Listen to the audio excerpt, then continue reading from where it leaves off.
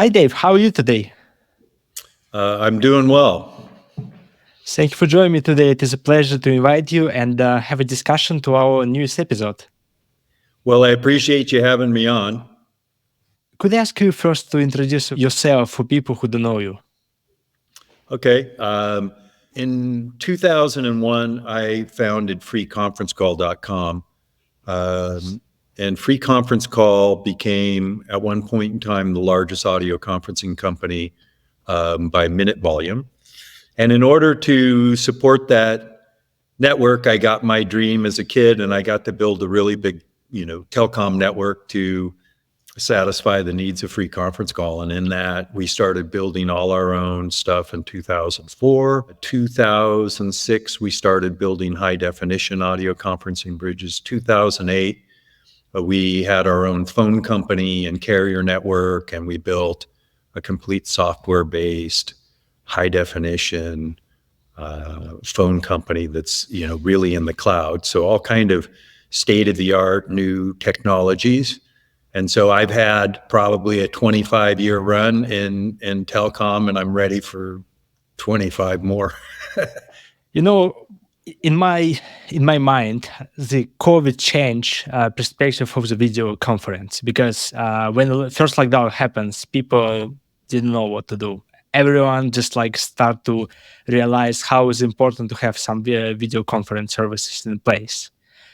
From your perspective, your professional experience, the COVID was some pain points for the industry, or it was like the point when industry start to open and start to growing very fast.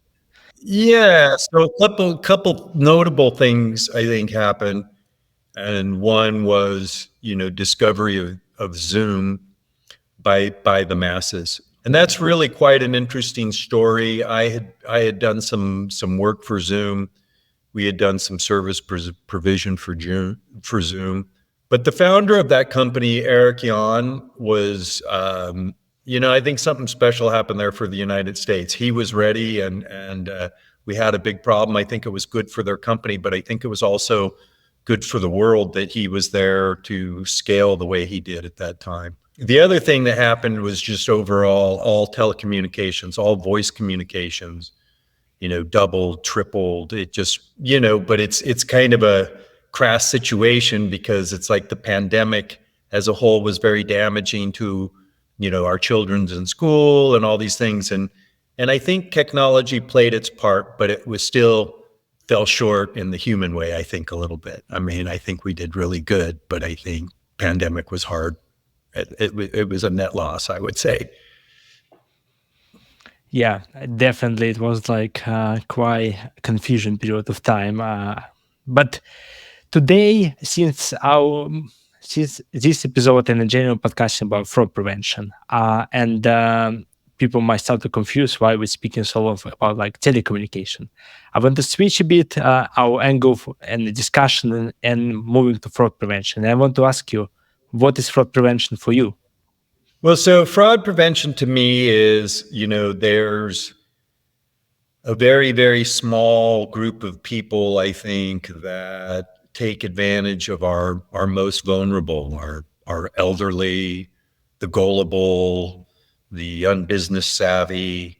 It's a shame. I think the reward that the fraudsters get is very small in comparison to the damage that they actually cause. And I don't think in a lot of the new fraud things, they don't even know who the victim is or what they're doing to tear up their life. It's just kind of a really bad like cancer in society.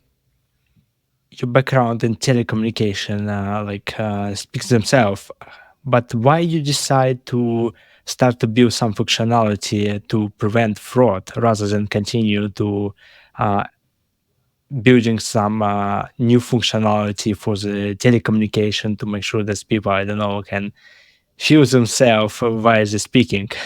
Yeah, so I first started seeing fraud at Free Conference Call, and we had all different kinds of like telecom fraud where people were, hacking business systems to use their long distance and things like that. And it's, it's just terrible to see it. We spent a lot of time working to stop it. We were completely amazed by the scale of it, right? And I think what's happening now is we're starting to see that, like, the public switch telephone network is a very old public utility, and it's a beautiful thing. I think the telephone network was the first social media network. It allowed us all to talk to each other from house to house and everything, and we all use it today. But there's so many things going on with deep fake frauds and scams, swindles. The problem seems to be that we don't really know who's calling, and we don't really have any way to stop them or calling or coming into our lives. And they can do it on mass scale now because of technology. The technology for the fraudsters has increased, and the public switch telephone network has basically stayed the same. And so I wanted to do something about that, right? I wanted to see if there was a way to bring, like, the public switch telephone network up to kind of today's standards, just sort of disallowing or eliminating a media channel for fraud is kind of the way I think of it. And based on your expertise, what the most scary trends happens right now? So, the scariest thing to me is that AI is coming out, and you can read stories of where AI has done deep fake voices, and there was one in I think it was in Singapore where they emulated the CFO's voice. They actually had a video conference, and it was millions of dollars. And you're hearing about people doing deep fake voices and talking to kids, and it sounds like the parent or vice versa. And it scares me because AI is just starting, it's just developing. And I think what you could see is like, one of the big things in AI is, the virtual assistant. And I imagine at some point, the fraudster is going to have an AI virtual assistant that works at scale and does all its dirty work for him, right? And then just sends the money to him. And I think that, we're going to see the development of, what I'll call an entity, basically an AI personality that's capable of faking things, sending emails, faking voices, building video, doing all kinds of stuff for the purpose of fraud. And so I think it'll become fully computerized and fully, powered by artificial intelligence. And in that instance, do you believe we should, or it's best to ask, do you believe these people start to less and less using these kind of services, and we expecting a new kind of communication between people, or some people start to decide more calling to their banks to confirm some particular activity, or call to regular phone rather than using WhatsApp or any other messages? What's your expertise in that perspective? Yeah, I think based in the level of fraud and the current technologies we have, I see it that we actually need a little bit of change in consumer behavior to kind of tighten things up a little bit. And it's not the, typical, like, warning list, don't do this, don't do this, don't do this, in the change of behavior. And I don't want to see things like, hey, we've had this wonderful public switch telephone network, let's dramatically limit it because fraud is, or let's shut it off because everybody's getting scammed by it. Or, like right now we're seeing the blocking of a lot of texts. And if your doctor's office sends you a text, it can get blocked because they're trying to, tighten down what happens in fraud and SMS and which entities can send SMS. And so, I'm kind of afraid of that as the limiting factor. I think what we need to do is we need to change consumer behavior in a positive way, where they self-manage a contact, and through the self-management of that contact, they can, like, control who gets to talk to them, and that they know who's calling them, and I think that's the key. I think we've lost faith in our phone system that if it says, Dave's calling you, it doesn't really have to be Dave. It's very easy, the way our phone system's set up, to spoof numbers. And spoofing So numbers is me just making a call with your telephone number, and then it gets dipped in the system and it brings up your caller ID and it looks just as if you called, right? Like I get helped by the system if I spoof the number. so your approach, instead of going the kind of, let's go with usual way, when everyone start to be afraid and companies shut it down, we need to start to be increase awareness of consumers regarding what they might ask or do if they feel they're not speaking with the person on another side. So if someone calls them and it's one of their, I don't know, parents, for example, they might ask several questions to make sure they're speaking with the person they expected, rather than do everything that person like dictates them during this call. Another question that's, I read the article to say, if someone call you via video and you feel this person is not real, what you need to do is just like ask the person to rotate the head like that. Is it really helpful, or just like someone just like posted this one to increase number of readers for this article? Yeah, I I think that if it were true, it wouldn't be long before AI or the fraudsters could do something about it. Everything is getting so much better in AI production of videos, AI's voice and everything, that it's not going to take long to overcome those kind of things for the fraudsters, I think. I got you. Yeah. So you mentioned you saw that like fraud happens in your company, and you decide harmful industry, and people start to be abused by some old and new functionality like AI. We discussed it for the last couple of minutes, but why you actually decide to work in your own company for fraud prevention rather than hire another vendor who can help you and reducing the amount of fraud? What was the motivation behind it? I would say three things probably. You know, the fraud that I saw at Free Conference Call, be it that it's kind of different, it was the same in that it's just some greedy people, and they're just causing havoc. And ultimately, it started to make me really feel bad. I estimated that the people that were frauding the phone system that I saw were doing, probably over $1 million a month of profit from their fraud. It's an incredible, scaled network and very lucrative.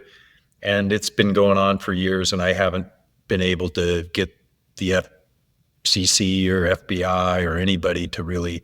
I've never heard of anybody getting caught or busted for it. So fraud just kind of makes me sick. The other thing, so the number two thing is that our phone system's broke. And I mean that I love our phone system. I love the telephone number network. But, it was built in the time of Alexander Graham Bell, and it really hasn't been upgraded. And the consumer behavior on it's the same. And when we created the telephone network, we created it to be able to, everybody could have access to each other. That the whole idea is that I want to be able to call you, right? I don't want to be able to, like, get blocked or have to use several different things to talk to several different people. So we have this beautiful utility, but it's old, it's obsolete, and it has no protection against today's state-of-the-art robocalling. And then another thing that's broken in my eyes is contacts, right? If you have a contact of me, it's something that you've built on your phone or added to your phone that's kind of resident to your phone. And if you have Apple, it's an Apple contact. If you have Android, it's an Android contact. Two contacts don't really work well together. I mean, it's really an old system when you look at it. And what really should be happening is there should be a self-managed contact card. Like I manage my contact card, and then you collect it, right? So you have a contact book and you say, hey, I want Dave in my book. And when you go to put my contact in your book, it says, hey, Dave would like you to request for permission to talk to him. And so we have all these social media networks like LinkedIn, Facebook, Instagram, and they all have permission. They all have a way for me to request to actually engage with you to look at it and say, oh, wow, that's Dave. And you can see my information and my request because I'm basically turning my information over so you can look at me. And I think that the phone system, being it's the oldest social media network, should have the same permission based, but the most effective and easy way to get there would be the self-managed contact. And it would require that as a slight change in consumer behavior. Everybody would have to start building a contact. But what's interesting about it, we named the company Phound. And the reason we called it Phound, and Phound is spelt with a PH, so it's kind of like the mixture of phone and found, is, the days of having a phone book and a directory are gone because nobody really wants to get called because their phone doesn't have any form of protection. And so in Phound, what we're doing is we're creating that protection. And as soon as you have that protection, well, then it's only obvious you'd like to get out there and get found.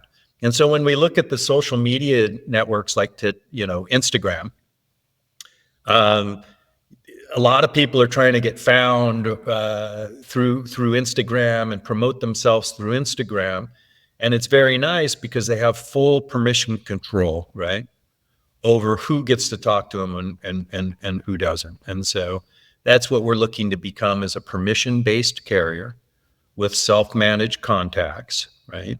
That kind of, in doing that, fixes the whole problem because it becomes like a communication gateway. If I say you can't have my contact, you can have my phone number, somebody can give you my information, but it's not going to work through the carrier network anymore because Phound is a carrier, and when the call comes through, it's going to be like, hey, you're not identified properly.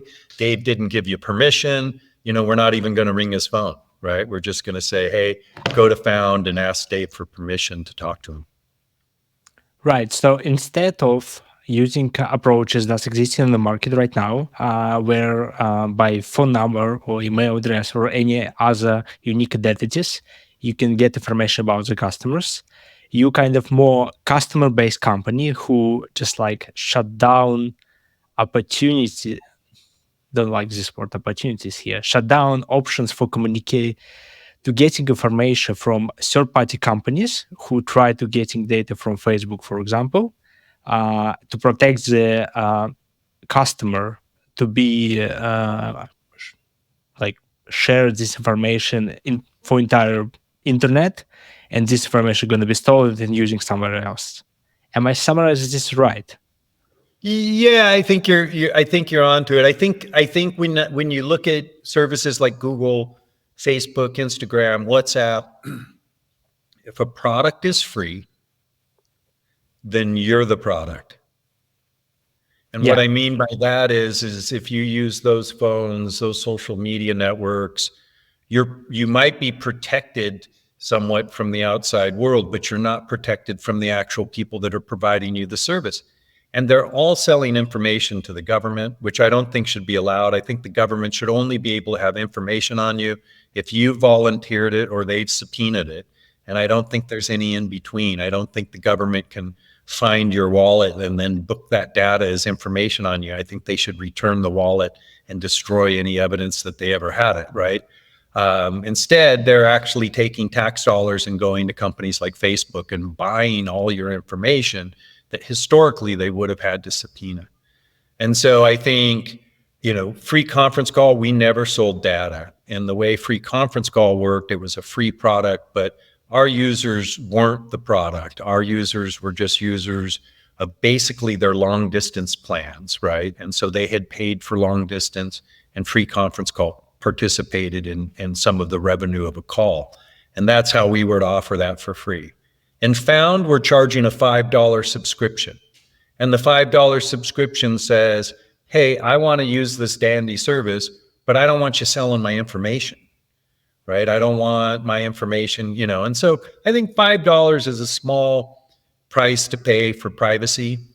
It would keep all of the data of who you talk to and all of that kind of stuff only subpoenaable by the government and not for sale to any kind of other entities, right? Third party entities. And so I think that's real important. But I believe the people, specifically young generation, they are, they don't care about personal information. If we open any social networks nowadays, like if we open TikTok, for example, or if we open Instagram, or any other, it's thousands of them nowadays, people post everything in their social network. They posted where they live, they posted their age, they posted picture with their, I know, parents, with their friends, where they did that picture, where they buying soda every day. So my assumption is that everyone want to be more open to the world without understanding how hurtful it might be back to them in a couple of years when everyone know everything about you and able to use this information to pull some strings and create like a huge fraud like or harmful trends on you and your family. So you try to find a way how to motivate people to more secure the data rather than like post it everywhere. Yeah, I think that's right, and controlling, you know, who receives the data, but as a company, right? Um, we don't, you know, be here like that. WhatsApp was recording people at night. I think Elon Musk did a text on it that, you know, somebody had trapped what was going on in their phone, and like the mic recorded for a little while in the middle of the night on a person's phone. Um, if you don't record, then that doesn't happen, right? Like we Yeah. have recording, you can press the record button and record a call, but we're not never recording what you're saying for the purpose of, you know, collecting it or whatever. And I think a lot of companies have kind of headed towards that. But I've always loved privacy. I've been asked to sell, you know, the information at free conference call a number of times. And it's just not something I want to do. I don't want my information sold. And I'm a big user of free conference call.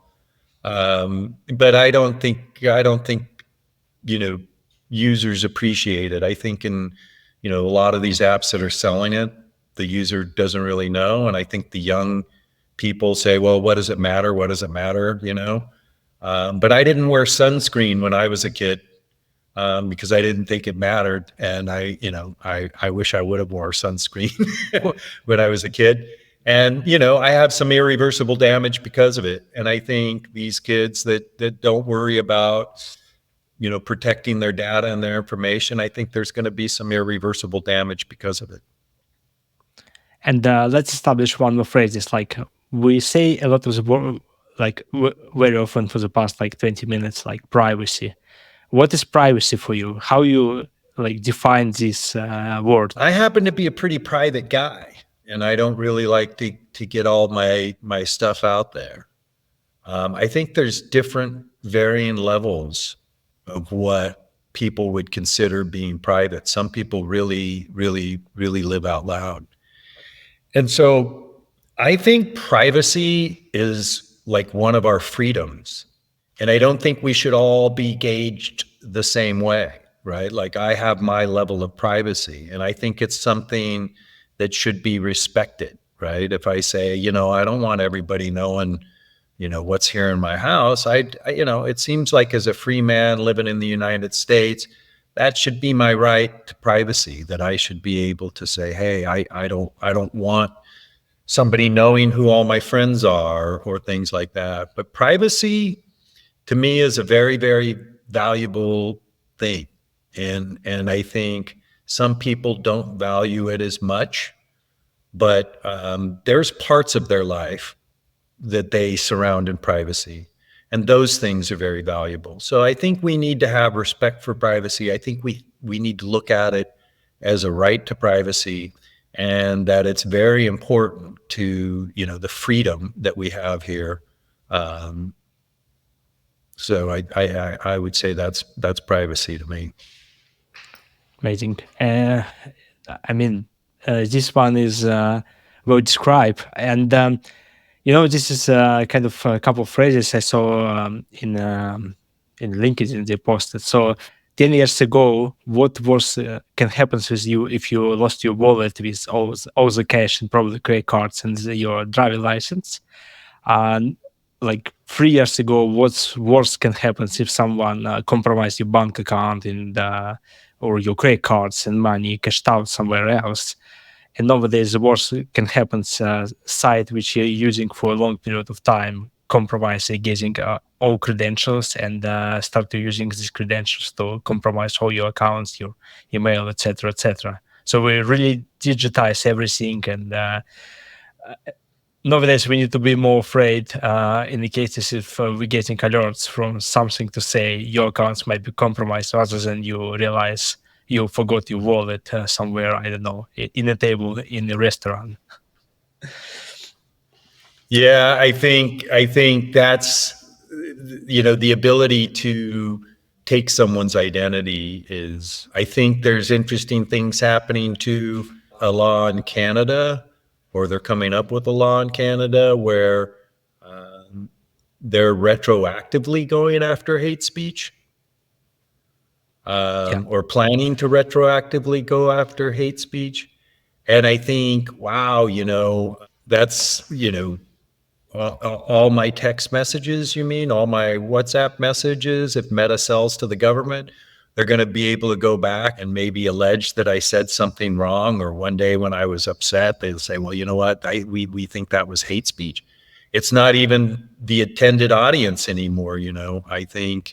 Um, I think privacy, and I think keeping your data and working with companies that don't sell data is very, very important, because I think once it's all out there, you don't know who retroactively goes back through the information, finds things, knows more about you, and that's how these deep fakes are done really well. I think they get a whole history on an individual, and they're able to replicate that individual, not only the voice, but a lot of their history, and everybody's sharing the same history. And so if the fraudsters are getting your data and I'm getting your data, I mean, it's like the same thing. It's uh, hopefully we both, well, I would like to know you well, but I don't know that you want the fraudsters to know you well, right? That's kind of. Yeah. Have you ever been victim of fraud? Yes, I have. And it happened at my office, at Free Conference Call. And it was done through one of those email scams where, I think they go and they figure out all of the information about the company on LinkedIn, and who the CTO is and who the CFO is and who, all the different members of the companies are. And they went to a lower person in the accounting, sent them an email that looked like it was coming from our CTO. He was asked to wire money to an account, and so he did it. And then he got another request asking for more, so he did it again. And then at that point, he's thought, this is kind of weird. And he went and talked to the guy that sent him the email. And he's like, I didn't send that email. And at that point in time, close to $350,000 had left my account, and it was gone. Right. We called the FBI, and they said, this happens, and there's not a whole lot we can do about it because we don't really know where they are. And the money went to a foreign country as soon as it hit the bank. And it's just was a shame. It feels really, it's the thing I hate about fraud the most, right? Like, I'm operating a business and I feel good about my business, and when I get cheated like that, I feel like a fool. I feel ashamed, and ultimately it gives me negative feelings about my business. And I think that's the true destruction. You can replace money, but you're also damaging, the human that you're taking from, right? It's the self-esteem and how they look at themselves, and then they become paranoid, right? And it's just a horrible thing. And so that's what happened to me. Yes, thank you for sharing this story, because it's very important when the people build your profile, listen to this podcast, they realize that you're not that kind of person who just like build some functionality and never being compromised. Because being compromised in our industry means you uh, become very close to the people who facing with this one day to day, and you know how this. Not only from the feeling perspective, but also from the operation perspective, how the people uh, like struggle in the current world that sometimes something really hard hits their bank account and they can't do anything because if it's going to another jurisdictions like another country, so it's no options for you. You just like can see it and realize that nothing can happen that can recover any of the damage, even like financial as well. So case represent that you really know why you're in fraud industry and what you try to prevent in general. Can you give like people who don't know anything about like fraud, never heard about AI or deepfakes, any advices how to protect yourself? Yeah, I think we have to be diligent.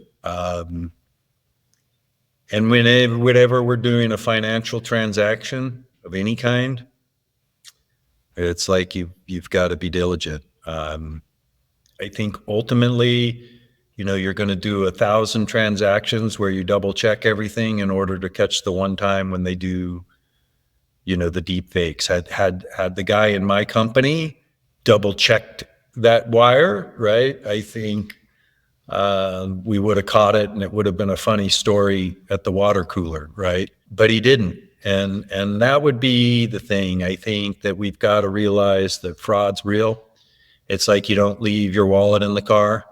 Um, you've got to be diligent and do all these things to protect yourself. And whenever it comes to finances, personal data, I think it's really good to double check. I get calls because of free conference calls. Someone will say, "Oh, hey, this is Detective so and so with the FBI, and I wanted to call and ask you a couple questions." And unfortunately, I have to say, "Hey, you know what? Can you give me a number that I can call you back at?"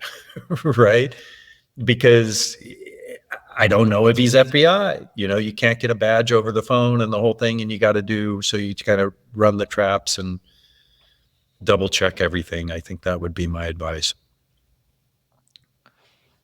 Brilliant advice for, and specifically nowadays that's double check sometimes is maybe you spend extra couple minutes, but it saves you a lot. For now, I don't have any other questions. However, I will give you opportunity to share any advices, anything you want to share with the people who listen to this podcast. If you want to speak about your company or any ongoing projects you're working on, this is a great time. Okay, I really appreciate that. Um, our new company Phound is a permission-based carrier, and it works with a self-managed contact card that becomes a communication gateway. And what we're looking to do is to provide a way where people know who's calling them, right? Understand who's calling it. If it's their son, if it's the company, their doctor, through self-managed contact cards, we can make sure that that person is who they say they are and give you that data and give you back some of your confidence in, this wonderful calling network that we have, right? And so Phound kind of brings the archaic, but yet very wonderful public switch telephone network into the state of the art world. I think the telephone network was the first social media network. I think it's one of the only social media networks that doesn't have permission-based access and contact. And that's what Phound does. Phound adds permission-based contact to the public switch telephone network. And so it's one way where you can change a little bit of your consumer behavior. And the people that you're calling don't necessarily have to change it, but it gives you the ability to filter, block, and control who can actually make it to your phone system.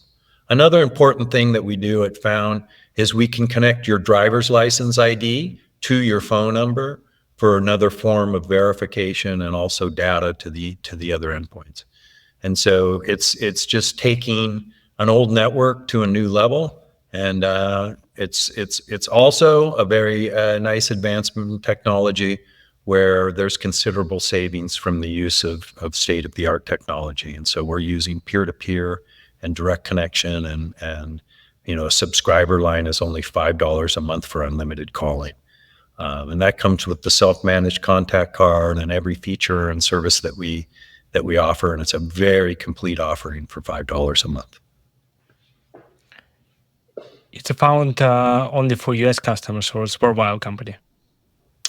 So Phound is a U.S. based carrier, but the Phound application has many applications inside it, and they're available globally. And so, global online meetings, global chat, global calling, and so there's a lot of global features. And then we're adding carriers as we go. So I don't want to become a carrier in every country. So we're going to partner with carriers that want to offer permission-based calling. I got you. Yeah. So please, everyone who considering to increase privacy of their account specifically through the carrier, check it out, Phound. I'm going to leave link to the company site in the description of the episode. You can easily find on any platform where you're listening this one of the three of them. Dave, thank you so much for joining me today. It was a pleasure to meet you in first. Additionally, it was really glad to hear your story about why you joined fraud prevention and your experience in telecommunication, and speaking about privacy was very fabulous. Well, I appreciate being part of your journey to solve fraud, my man. I think you're making a great effort. Thank you. So I'm going to say my favorite word on each episode, which I'm saying, which is cut.